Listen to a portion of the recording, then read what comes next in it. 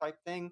This is more like we are screenwriters. We've watched a million rom-coms. We know the formula back and forth, and almost you get the feeling like they were trying to write one, and we're like riffing it as they're writing it. Yes. And so the movie's meta in a new way that we haven't really seen a movie be meta. It's insane. It feels like the director and the writer are kind of winking at you, but also kind of giving you the finger. Like, Without being too cynical. Hey folks, Cliff here. Coming up at the end of this episode, we've got a very special interview with two filmmakers.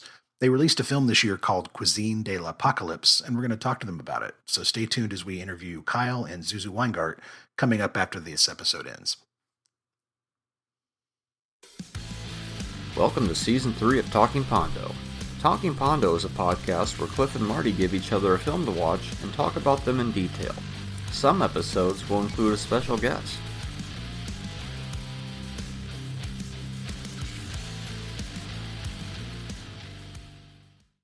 Summer School and Sunset Park will not be seen today, so we may bring you the following do-over. I don't know if our internal audience or if our audience even knows what that internal joke is, but folks, we'll explain it soon. We'll explain it at some point. This is Talking Pondo. I'm Marty. I'm Cliff. And we're back again. That's right. We got two more movies for you this week. We have They Came Together, a movie from 11 years ago as the time of this recording, 2014. Never heard of it before. Where the hell was this hiding? And the other movie is Hot Shots with an exclamation point from way back in 1991. A movie I saw the day it came out. Tiger's Blood. I think Kurt Williams was in the same theater. We're going to go real deep cut reference there. So Marty and I are filmmakers. We like to get together once a week, give each other a couple movies to watch. I give him one, he gives me one. Sometimes we have a guest, and in this episode, we were actually supposed to have a guest who unfortunately just couldn't make it, scheduling conflict. But unfortunately, in order for us to keep our kind of schedule for the podcast and make sure you listeners are getting fed with your weekly dose of arguing about what's better and what this was and who's this and how is that, we're going to go ahead and continue with this episode. And I have to say, it's a shame he's not here because boy, do I have notes about They Came Together.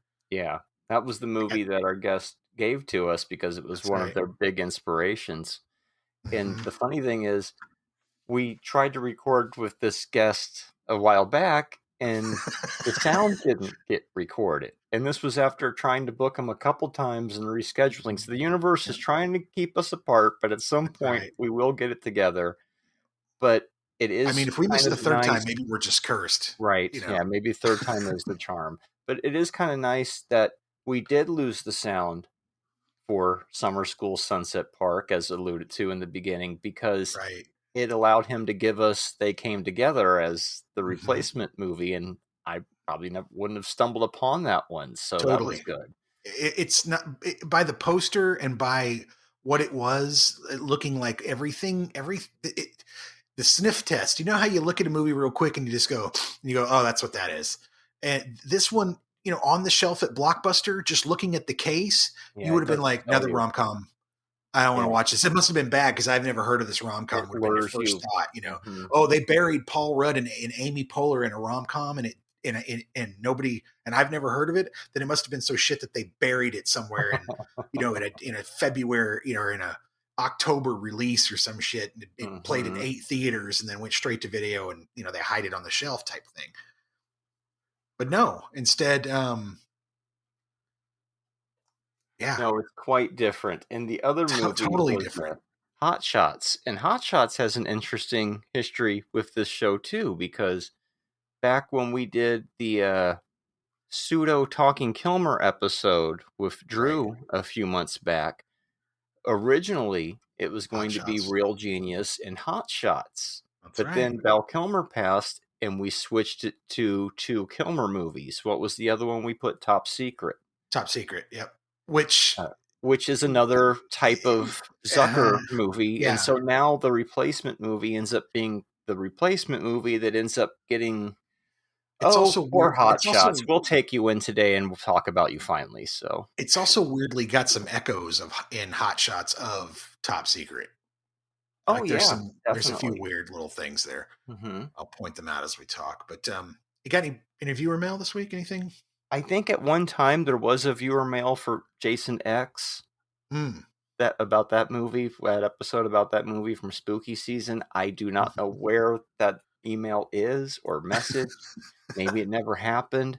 I'm gonna start taking screenshots so I can reference this stuff easier in the future. But Probably a I good think idea. somebody agreed. I think they might have agreed with your double feature with Smoking the Bandit and Jason X. It Oh, might have been something like that. So oh, that's a, I, yeah.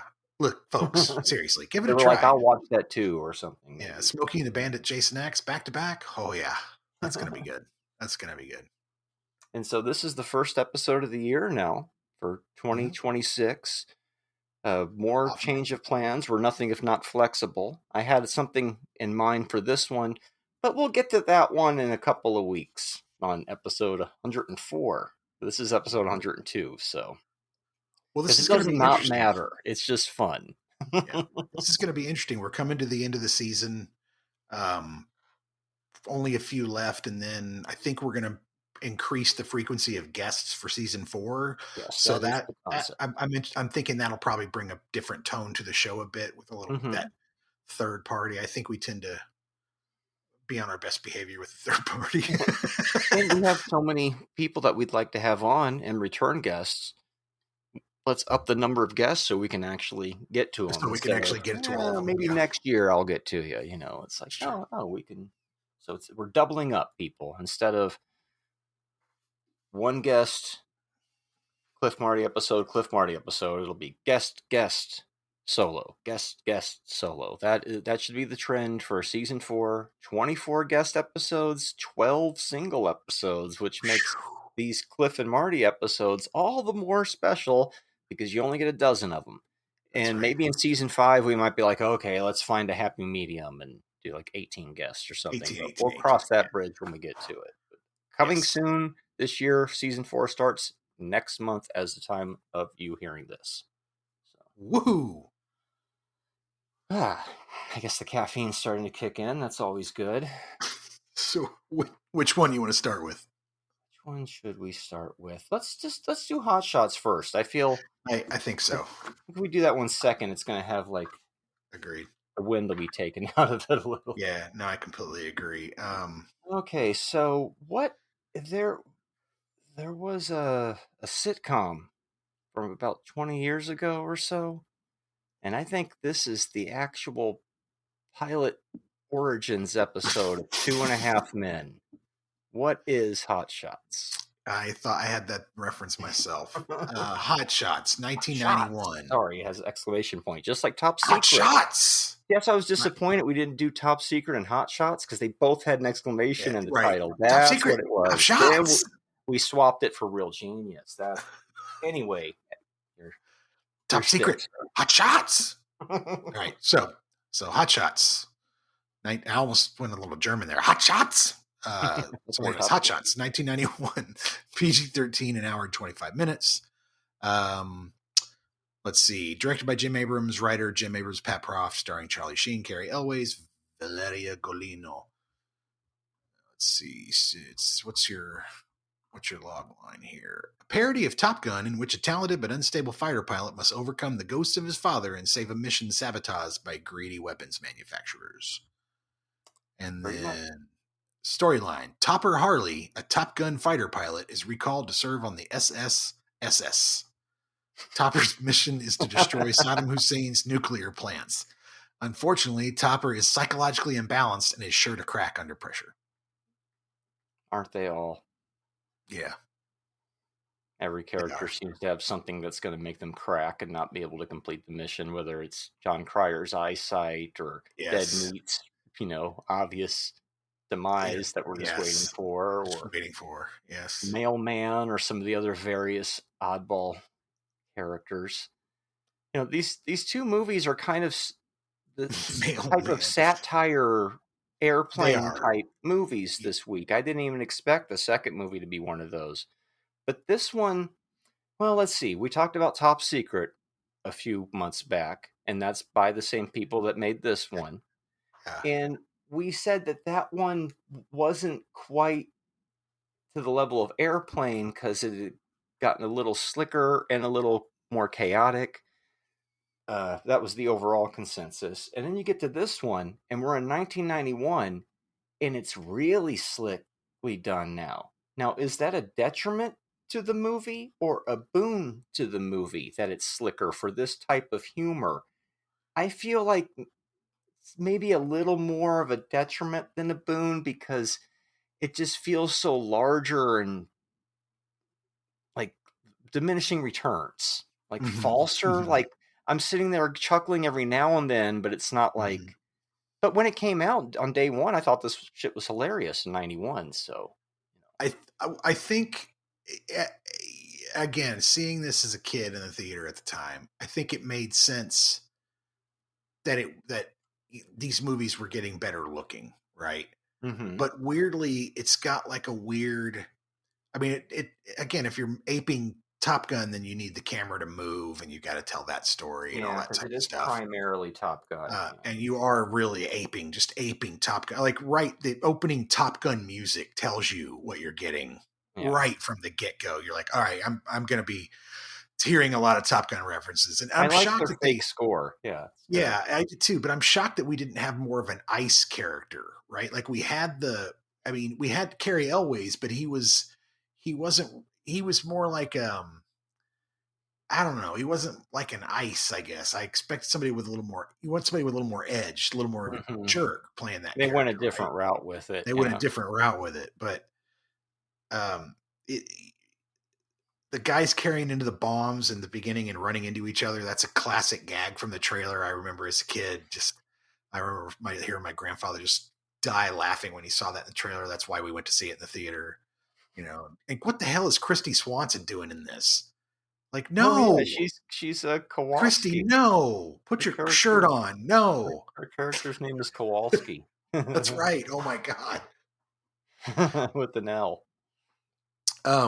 You can tell that the aircraft carrier is just a fake like thing that they built. Like it's just built next to an ocean so that they can shoot the camera at certain angles and have it look like there's water around it. It's not a real fucking boat. There's no way that's a real boat. There's Oh, no way that they paid money to get on a real boat for this thing at all. It's it's like the very flying stagey. stuff. Mm-hmm. It's like the flying stuff. It's like they have these planes that they're obviously using for the flying stunts to a certain extent, but the stuff in between it's all just kind of stock footage of people taking off and landing on Mm-hmm. aircraft carriers and the guys, and they'll intercut, you know, the guys on the deck doing the weird stuff to make it Yeah. funny. It's just They, like you can see right through it. Whereas Top Secret, like you were saying, felt more play like. It felt like a play where each set piece was a stage set piece, but they were all contained and they all worked. And this yeah, thing's much more kind of cut together to make it all work, and so it's very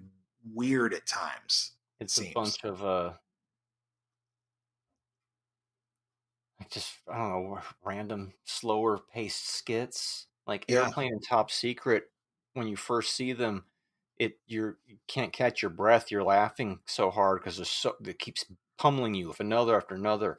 And this one, you get some stretches in between the loud laughs. When they hit, they're there, but they're fewer and further between. And I think it's because of I guess once again the diminishing returns of making the it's same yeah, movie like 5 or 6 times, and the it's technology is getting better, and you're not figuring out how to do those jokes the at the quality's time. But dropping what am I off. Yeah, talking about? This thing made $1 billion freaking dollars. But looking at it it, now, like that.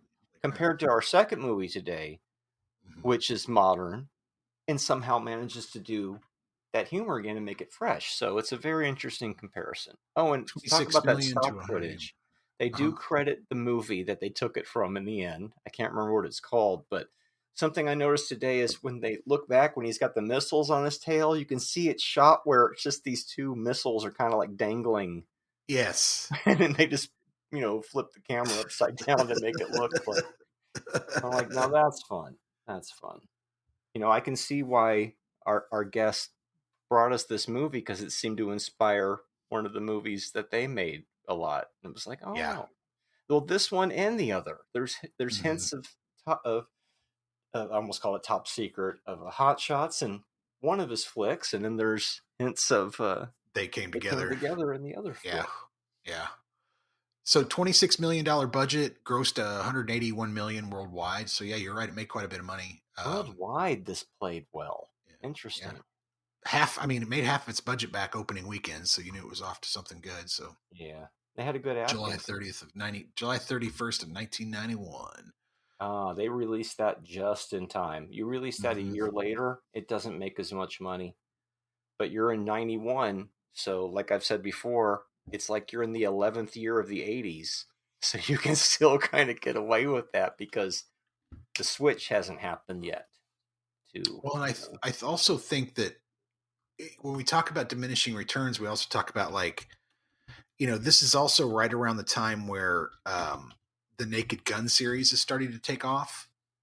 or to Because the Naked dwindle in Gun. a way because they'd already had their first two. Yeah.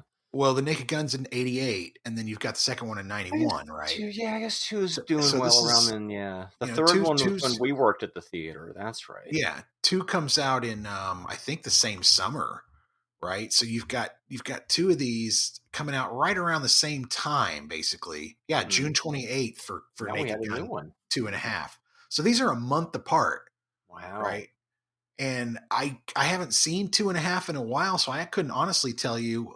Surprisingly, Hmm. both with about the same budget. 2.5 did $23 million for a budget, Hmm. 86 million worldwide. I remember So that one being all right. It was the third interesting. one where I was like, okay, it's kind of run Hmm. its course. But again, diminishing returns. It's that same thing where the jokes, you just can't, either the joke is finally run its course or you can't find something fresh and new to say about the joke or to Mm. create these new jokes. Look, there's some great, every one of them's got these great pitter patter one liners. But what happens is you get into these set pieces of comedy that drag out and they're not funny. Like the leading lady doing the gymnastics meet cute bit is a good example of my problem with these movies, these later ones. It's just overkill. Like they Yeah. just keep. It's like you have not only driven that joke into the ground, it's completely fucking dead. You can't. It's indistinguishable anymore. I don't even know where it started. Like it's that Simpsons meme of stop. He's already dead. Enough, like stop with the joke. Yeah. Whereas it used to be, Airplane One is rapid fire jokes with callbacks, right? Like the two kids who sit down and they have coffee, and I take my coffee like I take my men. It's just like, what the fuck? And then suddenly, we've got a line of people because the woman's freaking out and they're in line smacking her and all that shit. And then you've got the jive stuff with, it's never ending. There's never these Yeah, long it's bits, constant. hardly ever. And they're usually at the end to kind of wrap the movie up. Yeah, it's like maybe there just wasn't enough to mine from just Top Gun alone. And it doesn't have a whole lot of pop culture jokes. It has a few random ones, Mm-hmm. but it is more of that isn't this a funny joke we're doing or a funny pop culture reference we're doing? The second movie doesn't have any of that. They steered away from it, and I think that's what makes that one better in a way. But this one has like random Brady Bunch joke out of nowhere, Yeah. or Yeah. but it Yeah. doesn't do a whole lot of that. But the Top Gun thing partially freezes it in time, but also makes it timeless because Top Gun's relevant again because of the second one. So Yeah. Well, at time, I think some people would say Top Gun Top is a Gun never timeless went movie. away. Yeah. Yeah. One of the greatest gay coded movies of all time, according to some. So Hot Shots Part 2, 1993. How much money did that make? Probably not as much because they certainly didn't roll into Part 3. But I Mm-hmm. remember Part 2 was at the theater when we worked there. And as an Uh, aside, I actually met Charlie Sheen a couple of years ago. He was just totally chill. It's so funny when you see media's presentation of people being completely out of their fucking mind, and maybe he very well could have been back then. But I met him when he was sober, and he was just like totally chill. So it's so just weird part watching this again and going, "Oh, look, it's Part Charlie." two did about the same. It did about 30 million less worldwide, but it did $25 million Mm, budget, made 10 million opening weekend, and grossed okay. about. I think gross for US was a bit higher overall. But yeah, basically the 69 million gross for the first one, and then 38 million gross for the second one. So yeah, so actually didn't do as well, half the gross, but it still made money. But then it went worldwide and did its big money too. Do you think Charlie Sheen was more successful with how this movie came out, or Emilio Estevez in Loaded Weapon 1? I was just about to Siblings doing mention the Loaded same Weapon. type of I humor, was literally just about to mention Loaded Weapon, man. And that's the problem, is that these things they kind of became their own kind of joke. Like it went from something being really fucking, like, I remember in the 70s, late 70s, early 80s, when Airplane was around, it was like, man, when you quote that or do those types of things, it was like the unknown comic or something. It was, nobody else was doing that. You know what I mean? But now you've got everybody. Now you've got the Wayans brothers with their terrible, scary movie ripoffs and all that type of shit that they're doing. Yeah, I'll Something get as more into that with Maximus. the next Then you've got movie. National Lampoon, and that it's really devolved into kind of just a bargain bin of movies. And oh shit, it's Drawn Cryer playing Washout. Name's Pete Thompson, that everybody calls me Dead Meat. It's your origin point of 2.5 Men. And the Pfaffenbach gag is another example of what I'm talking about. The drag it out and just kill the joke, run the joke into the ground until it's dead. Well, a Pfaffenbacher, my mother was a Pfaffenbacher, my cousin's a Pfaffen. We're all Pfaffenbach, Jesus. At least it knew to not wear out its welcome too much. Both of these movies are short. Shit, the other movie's shorter than this movie by a minute, which was one of the first things I noticed. And I was like, what? I think this is the first 2 weeks we've had both movies come under 3 hours. Yeah, I was like, oh, 2 short movies. This is nice for a change. And 2 movies that are fairly modern, too, which is good, too. We've been watching a lot of old stuff lately, which is good, but the variations are always nice. But what I noticed about both was about 45 minutes in, both movies start to wear out their welcome. And one of them handles it a little more gracefully than the other one. But they both have decent pacing, though. I wouldn't say Hot Shots is a bad movie. It just doesn't, for 84 minutes it drags. It's shockingly drags. You get to about 65 and you look up and you go, all right, okay, only 20 more minutes left. And then at about 75, you're like, how much more time? Yeah, how is this not over? How is this not? You keep dragging this out, and they keep dragging the gag out, the whole big, sequence out, even after the ridiculous jet plane fight with, no missiles or guns. You get a plot at 27 minutes. That's nice. They finally decide on some sort of story about people sabotaging the planes. That's right. That's true. What's that whole washout sequence where he ends up landing in Vegas? Out of everything in the movie, that made no sense. Like, I guess somebody thought that was funny because it's nonsense, I guess. I think the other movie today does nonsense better. Yeah. And people sitting on dogs in this movie, they decided that was going to be a thing. And I counted 4 attempts to sit on dogs in this movie. Oh, because that chihuahua's everywhere and they keep not seeing it.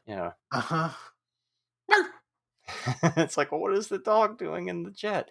And the one guy's taking his groceries out of the jet, and it's all sorts of you chuckle a little, but it's nothing laugh out loud. Yeah, I liked the Garfield cat stuck to the inside of the cockpit window. That made me laugh. I didn't remember a Fabulous Baker Boys reference, but there she is in the red dress. Right? I caught dancing that too. And I had to look it up, and sure enough, Fabulous Baker Boys is about 2 years before this. And I'm like, oh my God, that's crazy. Yeah. So I guess that was still. So yeah, it's mostly Top Gun, but they do pull in a few other things to riff on as well. Yeah. Just barely. While as the second movie, genre in general. The second movie loses its fucking. We'll get there. Let's not mix our food. Comparisons, Yeah. And The I don't actor have who much to say about this one either. So. the actor who played Dead Meat also played a good Christian white boy in a movie called Bull Durham, which I found Oh, hilarious. It's what a kind of a weird stereotyping. Wendy, I can fly is one of my. Yeah. And then suddenly he's lip syncing to Only You, and that's the part I think is the callback to Top Secret, where it's kind of riffing itself, where he sings on stage and all the girls are crying and all that stuff in Top Secret. I and kind of it's feel just like it's not. the same thing. It's It's not not as working. organic. Yeah. No, it's just it's kind of out of nowhere. And we just cram in a few more random movie parodies because And then we blow randomness Saddam is Hussein up funny. out of nowhere. We're just like, sayonara, Saddam, and then it's weird. It's strange how they are Right. similar, the two movies. They even do some of the same type of humor, but one works and one Yeah. doesn't. I guess Yeah. it's the reason I don't care for Family Guy a lot of the time.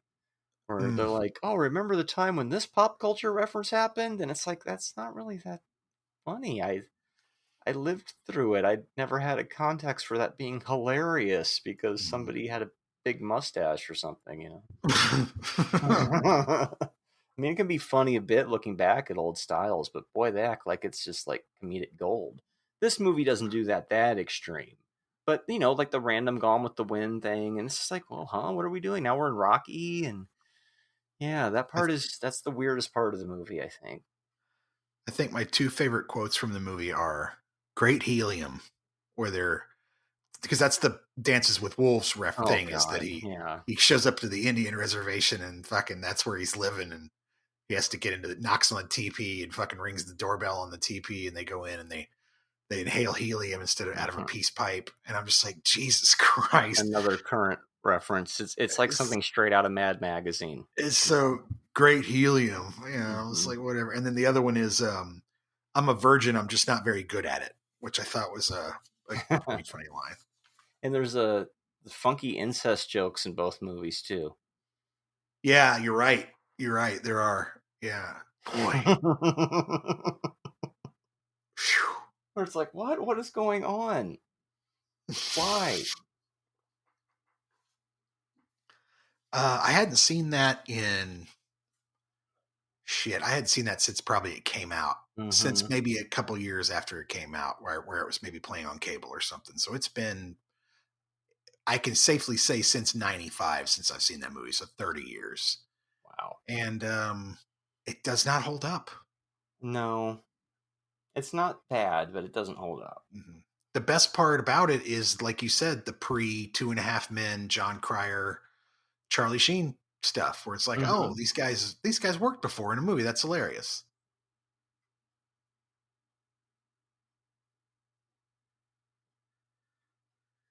But I think that's all my notes. Yeah, didn't have a whole lot to say about it. It also is a short film too, so Yeah, not much there. it So what do drags you? yet its pace is quick. So, Yeah. and opening day, that crowd loved it, man. They laughed at everything. No. Yeah. Yeah. Yeah. Yeah. It No. played so well then. Yeah. I mean, it made 181 million Mhm. dollars in 1991, so it did. It definitely did its job. It was a hit. People enjoyed that. But what do I I, give it I'm, now? I'm sure I laughed. But yeah, what do you give it now? I give it a 2 now. I'm right there with you. I give it a 2. Yeah. It's not Yeah. not bad, No, but it's it's it's not bad. like knocking my socks off though. Cuz there's some parts that are funny, and if you like that type of humor, if you're attuned to that exact one, then yeah, this might still play well for you, but I'm just like, wow. I like the others more. Yeah. I'm giving it the 2 for Lloyd Bridges, because without him, I think I'd probably give it a 1.5. But Yeah, I he kind was of pretty good. enjoyed him being just this insane person who's just off to the side doing all of his grandpa bits, and they're really Right. funny. So I enjoyed that. But that leads us to our All next movie. Corningware. Can't go anywhere. Lost my sense of smell. The handkerchief through the ears is a good Oh yeah, gag. that's a good one. Yeah. I love the one where he gives him the earplugs. He goes, "Here you go, sir," because he's like, "These for your ears," and he just immediately takes them like pills, and Fucking Jesus, that was funny. That's That was something. actually funny. Those are those moments where That's you're like, those that's old something from moments. That's Airplane. the Yeah. yes, that's what I mean. That's what I mean. Mhm. It's still there and it's still funny, but they keep doing these long gags that aren't just don't work the same, you know? Anyway, two's all the way around. So that brings us to That brings us to They Came Together. They Came Together. What a odd title. But what is this movie that's already over a decade old and it's shorter than Hot Shots? What is it? They Came Together, 2014, rated R, 1 hour and 23 minutes long, directed by David Wayne. Writers are Michael Showalter and David Wayne. It stars Paul Rudd, Amy Poehler, and Bill Hader, and my God, so many others. It's not even funny. We'll go through that list in a bit. Here is your log line. Sorry. Molly owns a quaint little sweet shop. Joel works for a gigantic candy company threatened to shut her down. How they meet, fall in love, break up, and get back together is hilariously recounted in this rom-com spoof. Storyline. In New York City, couple Joel and Molly are having dinner with their couple friends, Kyle and Karen. In the general discussion of their respective relationships and how they met, Joel and Molly, in telling their story, say that it's exactly like a corny romantic comedy. The story they end up telling not only has every romantic comedy cliche thrown in, but it is told in the style of a romantic comedy, complete with crazy characters who should be smarter to figure out a smoother path to a happy ending for Joel and Marty. But that one romantic comedy element that is the big payoff may not be reality. Or perhaps it is. He came, she came, they both came. Tagline. They came together, dressed both as Benjamin Franklin. And one of those few jokes where you're like, well, she's going to be dressed as Benjamin Franklin too. And it cuts over and there she is. And the other perfect moment is the football. And I'm like, he's going to throw that football directly at her face. And that's what happens. But you expect those perfect parody moments in there. Yeah. It's I did not know this was a parody film. It doesn't, it lures you in.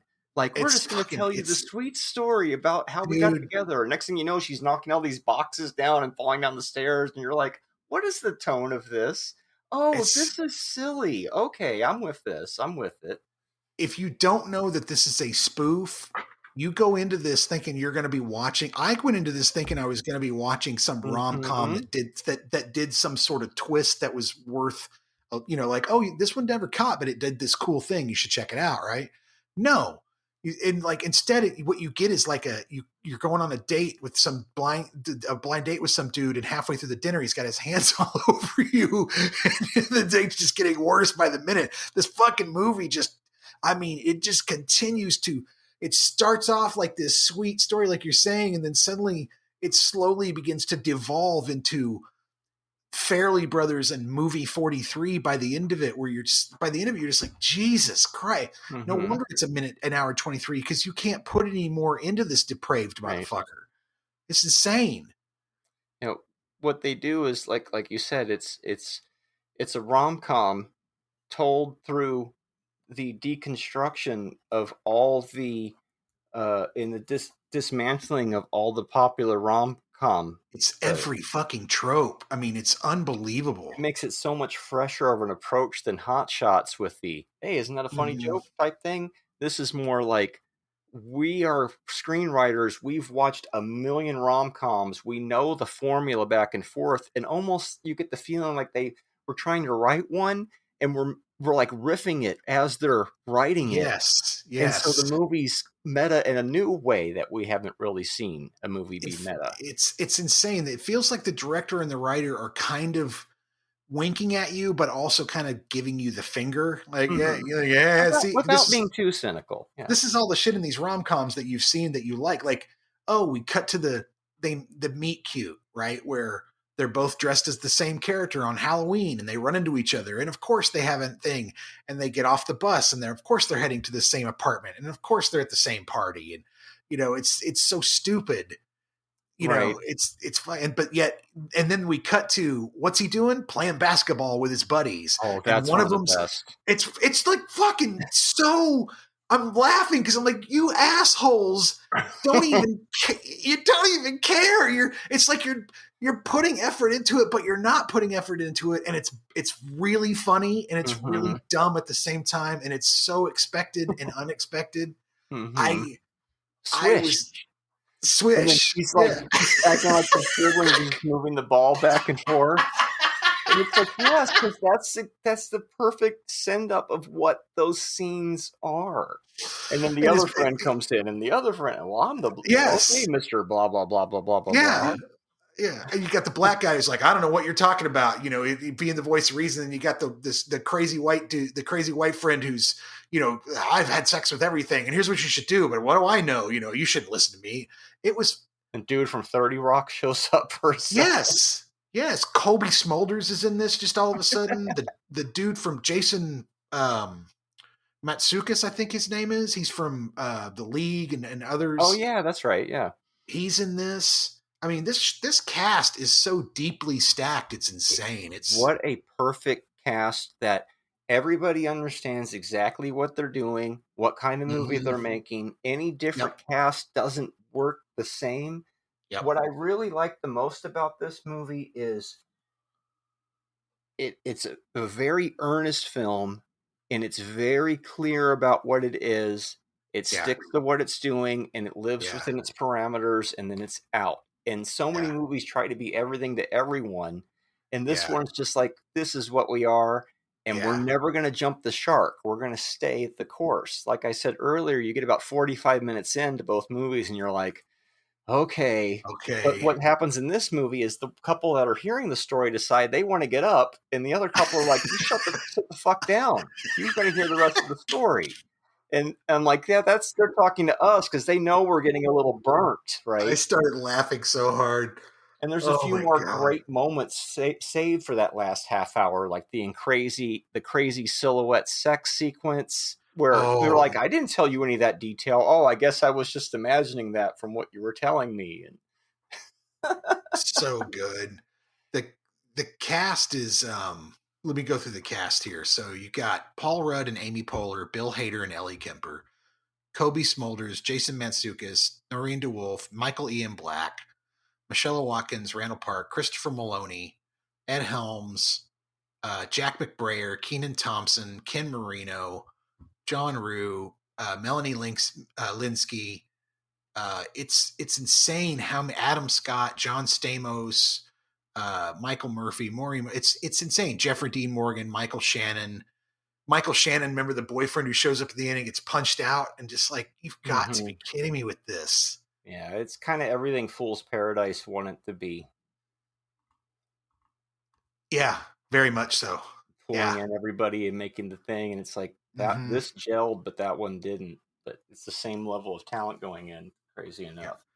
And it walks through those rom-com tropes as fast as it can. Mm-hmm. Almost even every scene can sometimes have two or three tropes Yeah. buried within it quickly, Mm-hmm. easily. And it's using It, them to propel the story at the same yeah. time. And The brother that doesn't amount to anything, yeah, but yet he's the one giving the Yeah. advice. Uh-huh. Yeah, yeah, of Uh-huh. course he's giving the advice, and the what was I going to say? With the tropes and them and moving fat through it so much, it's like the exposition from these other rom coms you've seen. It's they use that exposition. They Yeah. use those lines. I've literally heard lines from other movies. Just those simple kind of like exposition lines that move things forward. The only thing that's original in this movie are the fucking jokes. Yeah. That's it. The only thing, everything else is just literally pulled from other Mm-hmm. movies, stitched together with exposition so that they can lay this mocking Yeah. tone throughout the film. And they just mock the piss out of this entire romantic comedy process. It's hilarious. I'll have what she's having. We're all having the exact same food.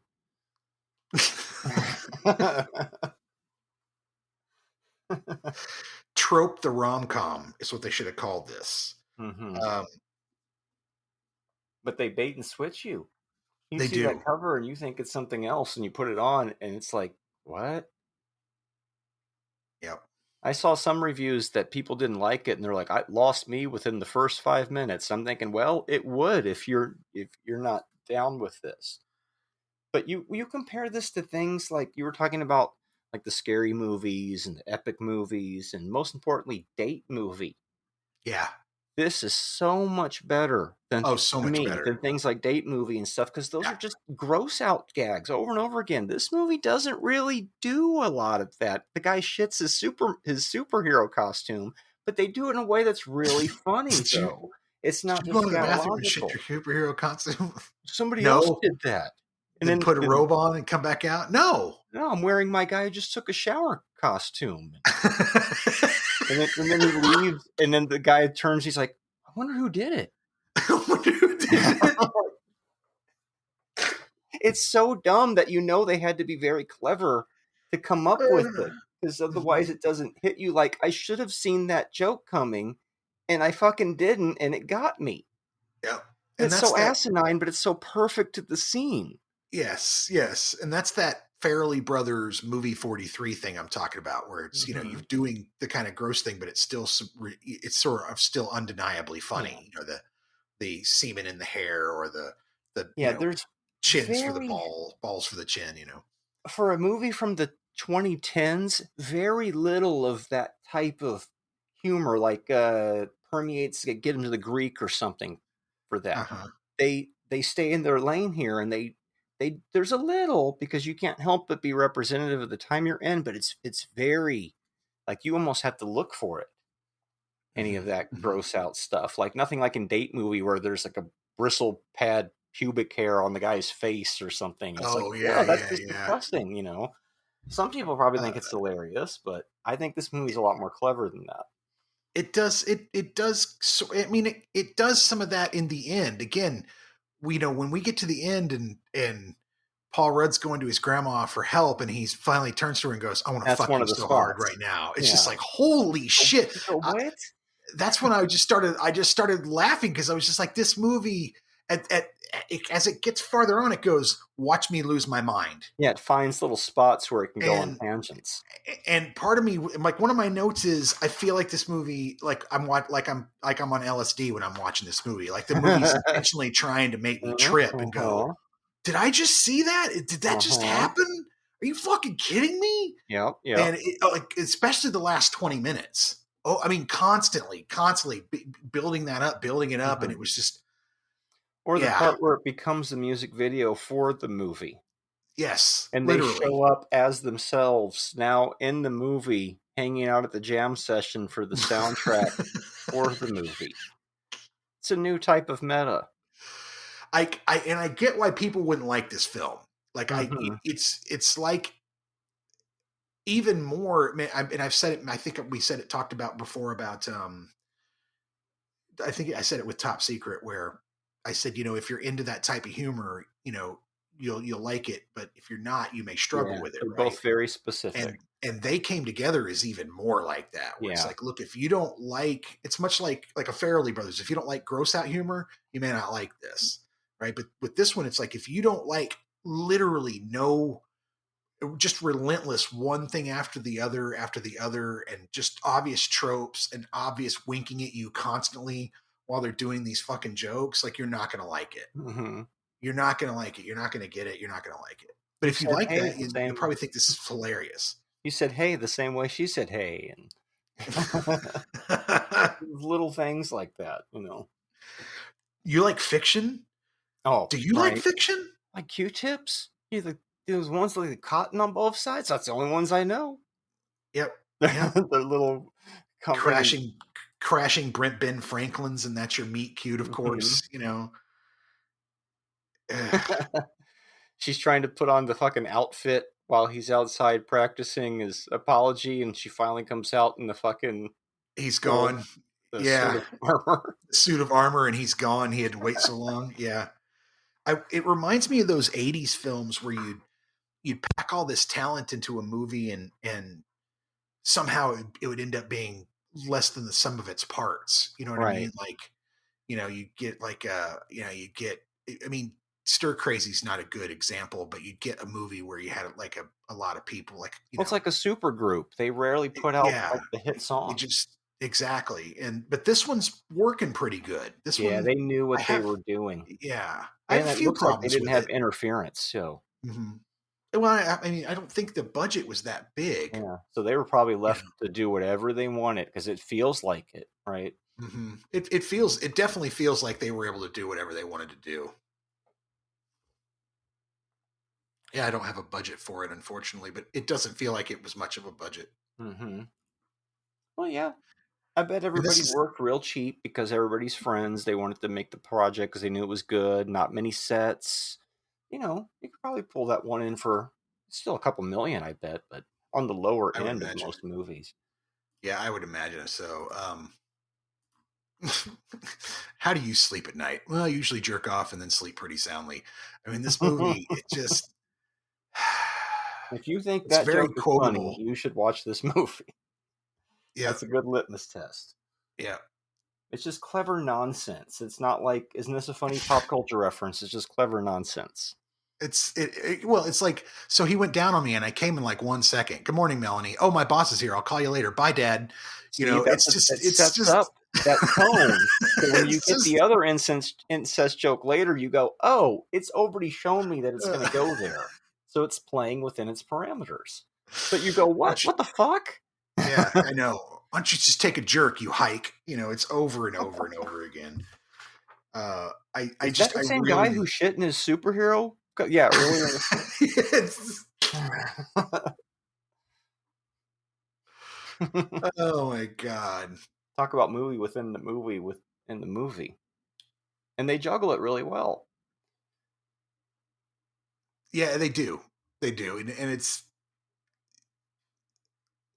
sharp. It's sharply written. There's Hmm. good, I like the banter quite a bit. And I like, a- you know,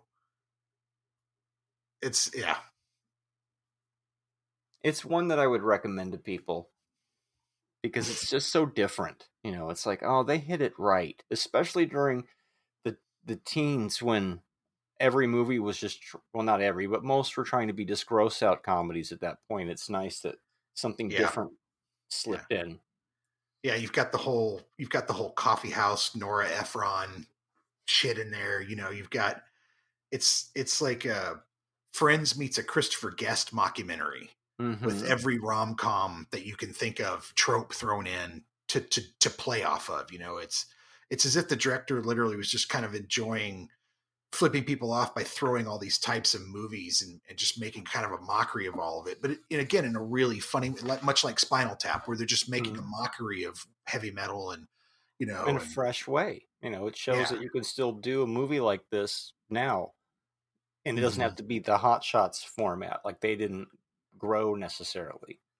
They kept The doing the pole, same joke. yeah, the pole up his ass joke that's the airplane where it's just like That's an this is example of the older like a style complete that's getting airplane reference, yeah. dude. It's so good.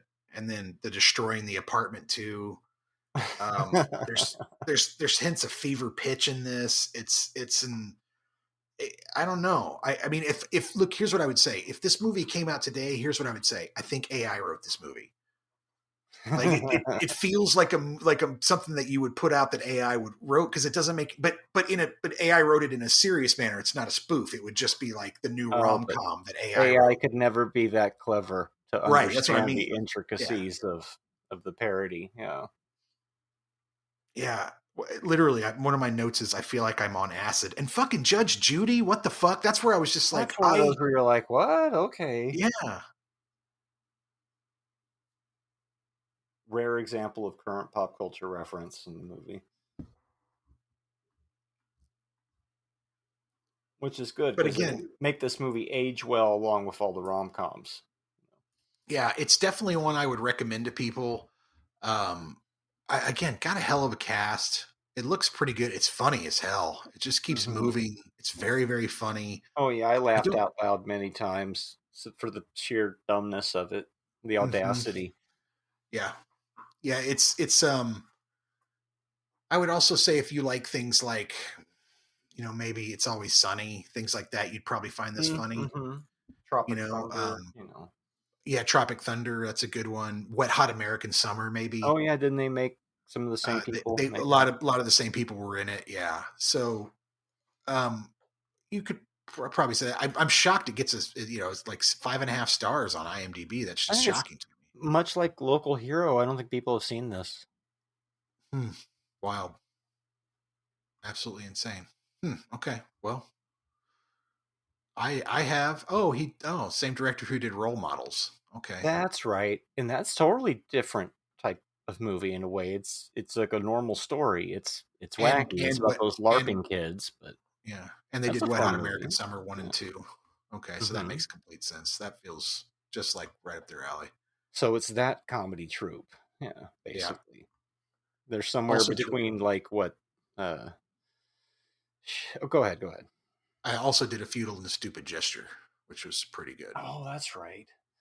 So were some of them from like, was it like the state or Yes, I believe so. yeah? Because I know they It's come from. It's like there's so many different '90s comedy troupes that the yeah, people that did the Broken Lizard 20 and 27 episodes of The State too. So yeah, probably all of them. that makes sense. That was a pretty sharp show in the early '90s. Yeah, it was good. Very sharp. And it's good to see that they've I mean, again, I get that this didn't do what it should have. But man, I think it's kind of like you said, a little lost gem. I don't think Mhm. people have seen it. No You probably should. advertising. Yeah. Yeah, you probably should see this one. Yeah, you don't necessarily have to watch Hot Shots again if you don't want to, but But find we they highly come recommend together. this one. I Yeah. think I think it's on some of those fast channels, those free streaming services, so it shouldn't be too hard to find a copy of.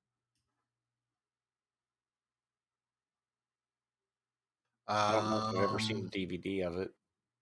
Probably, and just thought it was a generic rom com. Oh, it's on Pluto TV. So Oh, okay. looks like it's on Tubi, Pluto, the Roku channel, CW TV. So it's out there. CW. Ooh, fancy. CW TV. Yeah. Oh, I love it when he hits her in the face with the football, breaks her nose. That's great. I knew that was going to happen. You just Of course you you did. already know because it's so Yes, trope it laden. has to. You It wouldn't has to. expect it to, but then they do something different with it. They start kissing when she's got all that blood running down her face. Like, I'm like, nothing's happening. So, what do you give it? 3.5. Yeah, You know what? I'm gonna go 3.5 myself. I think. No, I'm gonna go 3. I'm gonna go 3. I Three. think it. I Okay, think. Yeah, I think it that's struggles where just I a bit here was. and there. But I agree. Even with a 3, like this is something you should watch, and you'll probably rewatch eventually because it's goofy as hell. Ed Helms is just a weirdo in this movie. Oh yeah, Egbert. Egbert, yeah, Keenan Thompson and his it's an insane movie. Anyways, it was a lot of fun. I really enjoyed it. So to our guest who unfortunately couldn't make it, thanks for sending us a great movie. We Right. really I enjoyed mean, it. at least we got that out of it. It was very good, and I understand how it influenced some of his work. There's one of his movies that kind of makes you feel like you're tripping too.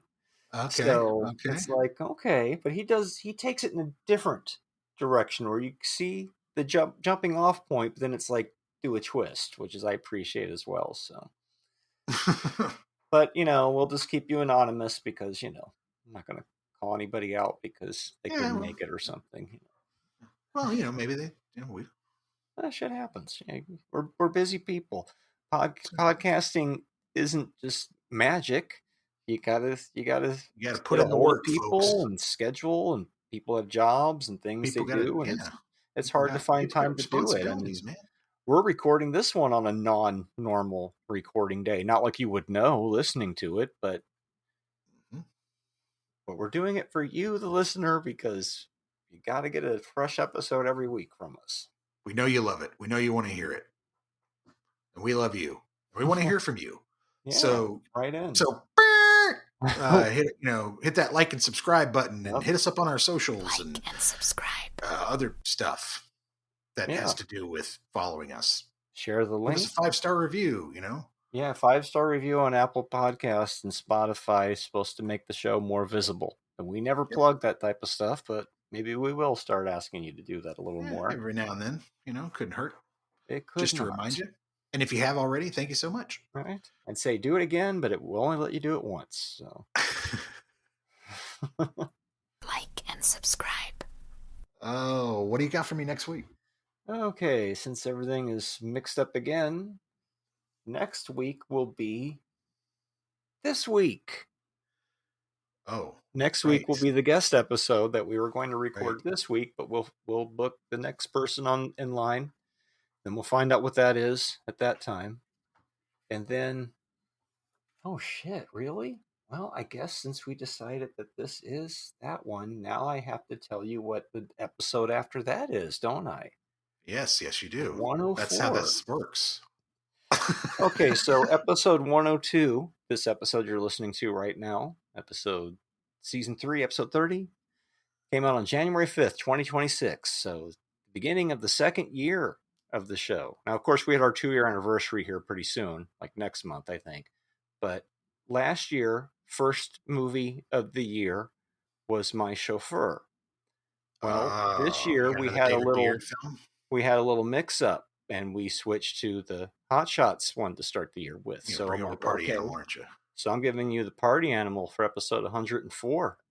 It is the Talking Pondo movie to talk of them Wow. all. See how I was gonna kick the year off with that, but I realized we can go on episode 104. We're going back to where the hell did Pondo come from? Holy And crap. it should be a fun analysis. We already did the Star Wars trilogy, so let's do Pondo to cap that one off. So that'll be in 2 weeks. Wow, I didn't even realize I was going to have to reveal that today. Wow. Well, And you okay. guessed it. The party animal. Yeah, I mean, Will Beard as I mean, he's done only a few that we've really, follow closely, and I thought that's got to be that one. I give you Pass the Ammo or It Takes Two. Okay, so I'm going to dig deep into the collection here. I want to get the year started off right. So yeah, I'm going to give you Bad Day at Black Rock. That's from 1955, I believe. God, the old movies again. And it is Spencer Tracy. Cool. Well, it's Supposed to be a certainly slow something burn. I haven't seen. So Spencer Tracy, Robert Ryan, and supposed to be really good. all right. Oh, you Sure. haven't seen it either? I have not. So okay. All the way blind. Starting to throw these at you a little bit more. Nice. Yeah. All right. So yeah, the continuing trend of movies about generations from people far before us. Hey, sometimes you find interesting things in that. And then we also I mixed think we it with found quite a few people who are also older than us doing things in college that they probably shouldn't be doing. But it's fiction, people, and we like fiction. It's completely fiction. But why did they write it down if it never happened? That's right. That's right. So, do you like fiction? That'll be do you like fiction?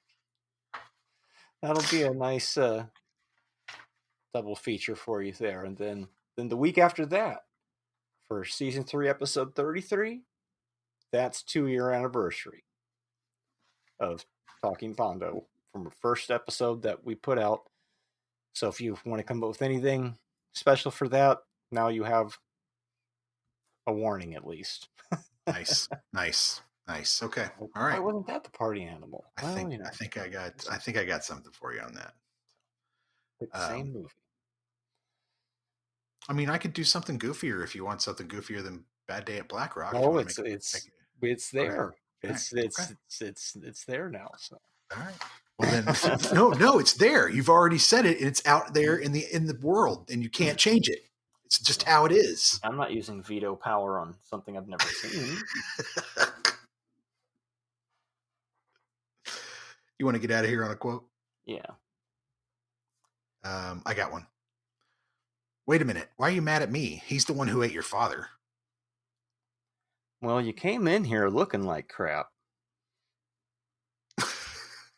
Swish. I'm not going to do the whole where they did the joke and you can say that again.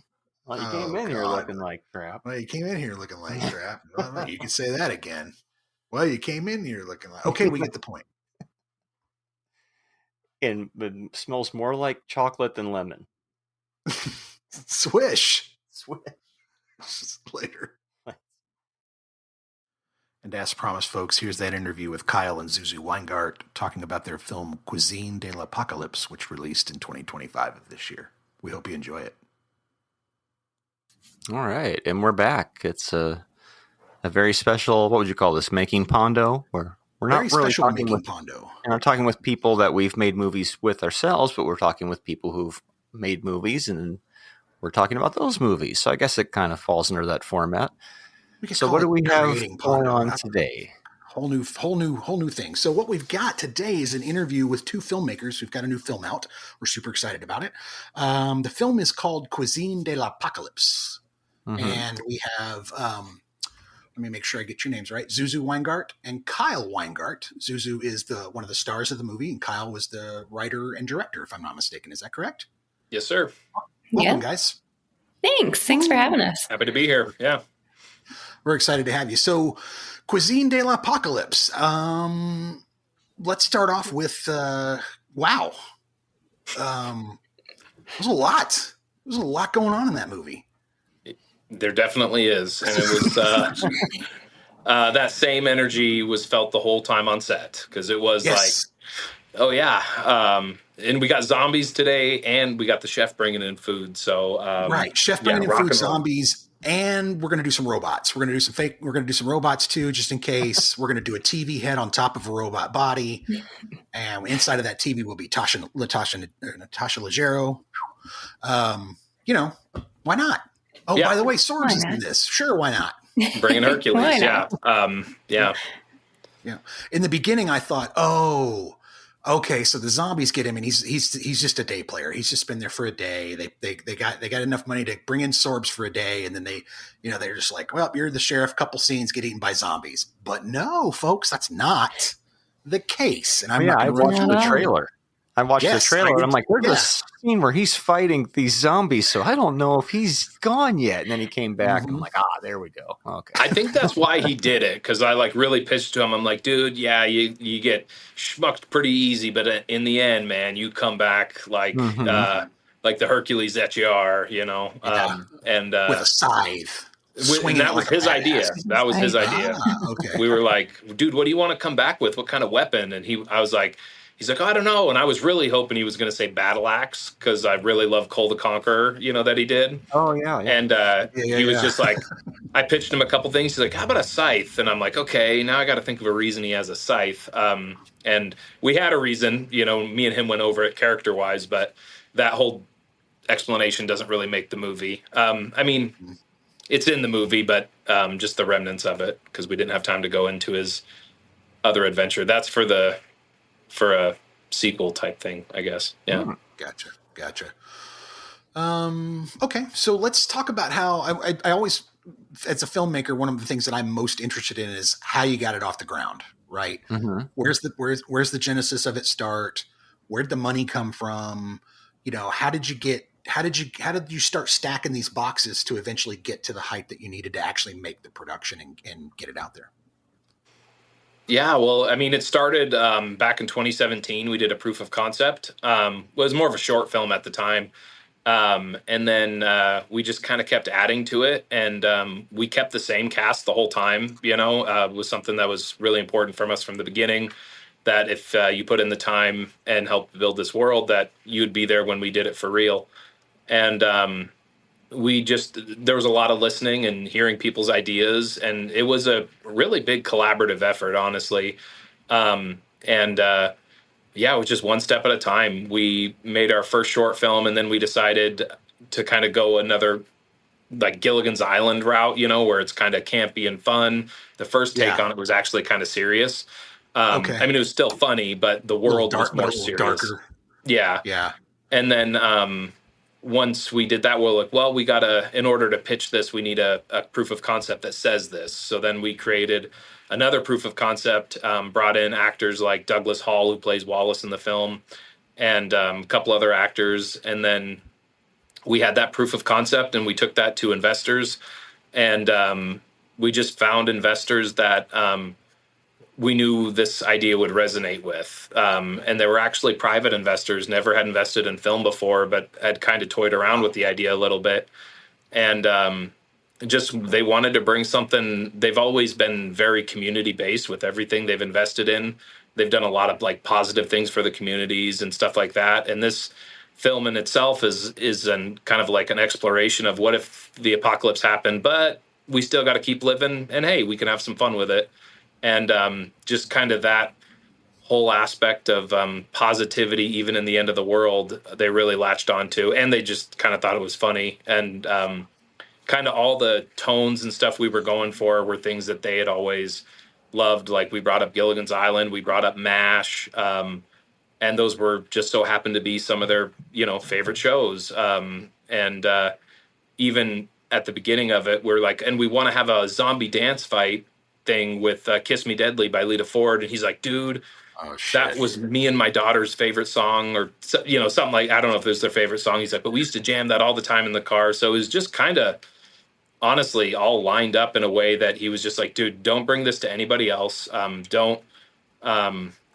want to be the only people to invest in this so that you can do whatever the heck you want. And there's nobody going to be telling you what to do. And it was amazing. Yeah. And it just kept growing and growing. And then we got bigger cast members that we could ever have dreamed of getting, Sorbo, Natasha Leggero, Emilio Rivera.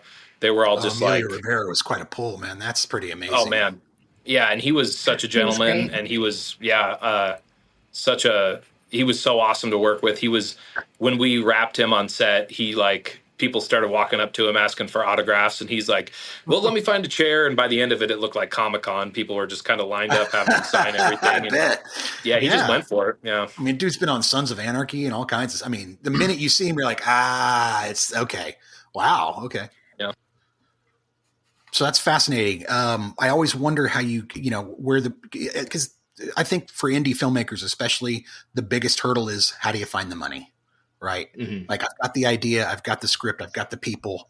How do I find the money? Where is the money? And that's, I think, so it's interesting to hear you guys talk about how you found that. That's really cool. And about how they were like, just don't go to somebody else.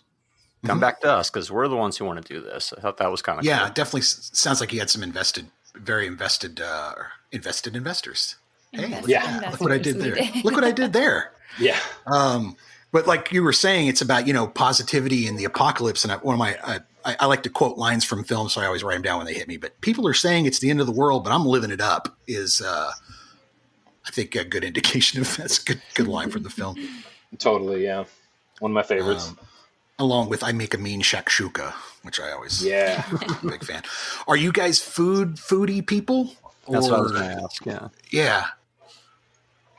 Yeah, I like to eat good food. Kyle cooks good food. He's a really good cook. So much of the story stems from his love and knowledge of fine dining and food. And I just appreciate that he loves that, because I get to enjoy it.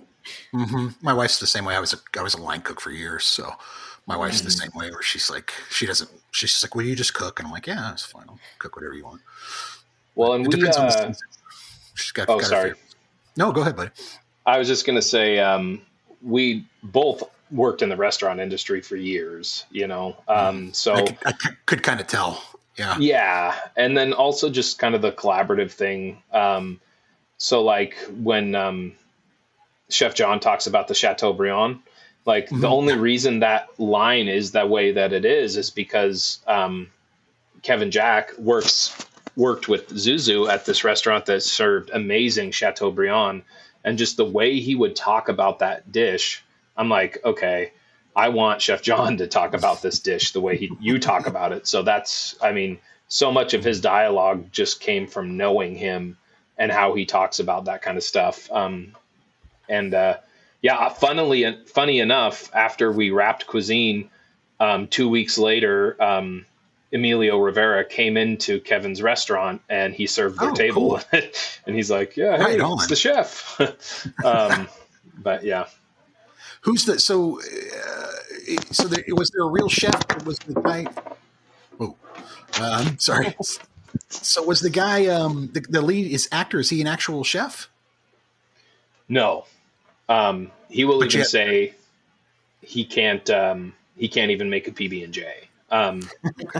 So we had a chef on set, and all the picture food was just as delicious as it looked. Okay, And that was my next question. Yeah, he was out there cooking for us in the haunted forest at 3 a.m. And we would okay, that's a wrap. And then before anybody would move on, including the crew, we would all just kind of gather around the table and all eat all the food. Because it was delicious. Everything except the paella at the end that had been sitting out for a while. So we did not eat the seafood. I'm sure it wasn't. It was really good, but we didn't get to enjoy it because my first thought was mussels in Montana, and I was like, no. Yeah. No. It's a good movie title, though. Yeah, it's a great movie title. Mussels in Montana. I mean, Mussels in Montana. That's the part 2. It's the sequel to Cuisine de l'Apocalypse. Mussels in Montana. Yeah. It's like a Magic Mike, but it's in the apocalypse. I'm just giving you ideas for your next one. Just throwing these out for you. So that was my next question. How was the catering? How was the craft services? But I'm assuming, I guess, since the chef was there all the time, it was pretty darn good. It has to be on a movie called Cuisine de l'Apocalypse, right? You would think. You didn't feed them granola bars for real, did you? Come on. No, and jelly. We had a different caterer actually than was doing the picture food, but the last week of production, our picture food caterer or picture food chef brought his catering guys with him, and they catered for us the last week, so we were eating really good. Wow. And he also made all the food for the wrap party, which was great because nice. Everybody was very much enjoyed it. Good. That's good. I'm looking through my notes here. Being obsessed with fame in Hollywood even after the apocalypse, I thought was a really kind of fun idea where he's, because he doesn't seem to be really, the chef and the main character in the film doesn't seem to really be perturbed about the fact that he's surrounded by zombies or the fact that it's the apocalypse or where that beef came from. Where's the beef coming from? However, he's very upset about not being able to broadcast his show, not being able to record it, and also this idea that he may get to go to Hollywood, right? So he's still, even after the apocalypse, obsessed with being famous and obsessed with being a famous chef, which I thought was really funny. Well, you adjust pretty quick, Right? Yeah. Yeah, after about a year, the zombies kind of move off to the side, and you got to get back to real life, which is what your dreams are. I liked the 8-bit transitions quite a bit too, Kyle. How did you guys do those? Did you contract those out? I actually did those. That was one of the few VFX things. Yeah, thank you. I purchased some of the assets, but then a lot of the assets I built just in Photoshop and a lot of time. And then I took all the character sprites were kind of inspired by some of my favorite games growing up. So if you ever played Chrono Trigger, a lot of the characters were almost frame by frame. Just I would take the character Chrono and alter him enough to where that's what made the Andy sprite. I was like, okay, he's got funny hair. This guy also does. And so I would just take a sprite GIF file and bring it into Photoshop and just kind of go block for block, altering it a little bit, but it was, Andy's definitely Chrono. And if you play the game enough, you'll kind of see that. The Kiss Me Deadly needle drop was quite a surprise. You don't normally expect that, and it was a good choice. I thought very good choice. Yeah, between that and the 8-bit, it made me think, they got to be around our age because it's all these references that we know, or at least was brought up in the household with an older Kiss brother. Me Deadly. I mean, I'm 13 years old when that came out. Right. Man, girls with big hair are the best. And that song hits too. And I, in film school and making indie films, they always tell you, you're not Quentin Tarantino. You can't write in specific songs into the script. Exactly. But I did it anyways. And we luckily, it was just we kind of hit it at the right time where it was affordable, and it hadn't been used since Captain Marvel. It was in the movie Captain Marvel, and we budgeted kind of perfect for it, and that was one of the things I did not want to compromise with, and luckily, it all just kind of lined up for it to be what it was, and I love that song. We jam it all the time, especially now. There's a famous, well, not famous, but there's a well-known scene from Clerks 2 where Dante comes running out of the back of the restaurant, and Jay is in his overcoat and he's got it spread wide open. And he's naked, and Goodbye Horses is playing. And Kevin said that it cost him $17,000 to use Goodbye Horses in the film. Wow. And I was just like, holy moly. And they have an extended scene in the making of stuff of that scene. And he goes, you're not going to hear the music because I'm not going to pay an extra 17 because you have to pay for each instance that you use it. Yeah. And so he's like, I'm not paying another $17,000 so you guys can hear Goodbye Horses, which I thought was pretty funny. But I also think it illustrates how expensive that stuff can get. Like using a song can get very expensive. Yeah. Well, and then the rest of the film. Too. Yeah. And you got to plan for that. And, like by using that song, we had less days to shoot on set, and all those considerations. And luckily, a lot of the rest of the music in the film, because we had other needle drops, but they were all local Missoula artists, that I had kind of grown up listening to and was just as big of a fan of them as I am Lita Ford. And I know the guys, so yo, can we do this? And this is all I have to give you. And they're like, yeah, man, of course. And when there's the scene in what we call, it's never called this in the film, but we called it on set, was the Lava Land Cantina. There's the band playing, and that's the actual band that plays the song in real life. And but we had a lot of that good stuff, like the honky tonkin' in the 21st century, kind of song that plays quite a few times. That's original Montana artists, Is that the one about Kill Me? That's their other one that I love, but that's the intro song. That was actually, the Kill Me song was supposed to be played more than that. But then once we kind of got permission to use their entire catalog, my editor found that song and he was just like, dude, I love this song so much and it's so relevant to what's going on. So then actually in Lava Land, we were planning on using Beach Boys, Barbara Ann, and we were trying to switch the words to Lava Land. So it'd be like love, lava land, but the Beach Boys are really hard to get their permissions to use. So my editor suggested, because he was editing along with it, he's like, dude, we need a different song just in case. And he's like, please, look, can we use this song? And I was a big fan of that song as well. So I was like, yeah. And then, so we could afford it. The song that Lando sings too, when he finds a guitar, that one's also 3-Year Dog. Gotcha. A lot of it feels like there's these hidden references to other films throughout the movie. Like you guys are film lovers, and so you're kind of like, let's call the car Eleanor, Gone in 60 Seconds reference. Let's do that. And Marty and I do that too. We bury kind of, we're like, hey, let's take this scene from Ghost and let's remake it and make it our own, right? Like it's not really lifting if you kind of make it your own, right? It's an homage. It's an homage. And I was kind of chuckling to myself and kind of thrilled to see another indie filmmaker doing that, burying these references in the film, right? It was kind of fun. Yeah. Well, and oddly enough, I think you're the first person to call out Eleanor being from Gone in 60 Seconds. Even on set, nobody really called it out, but I'm like, to me, it's the Mustang GT, but nobody has called that out yet. So 100% lifted. I'm a big Nick Cage fan. Oh yeah.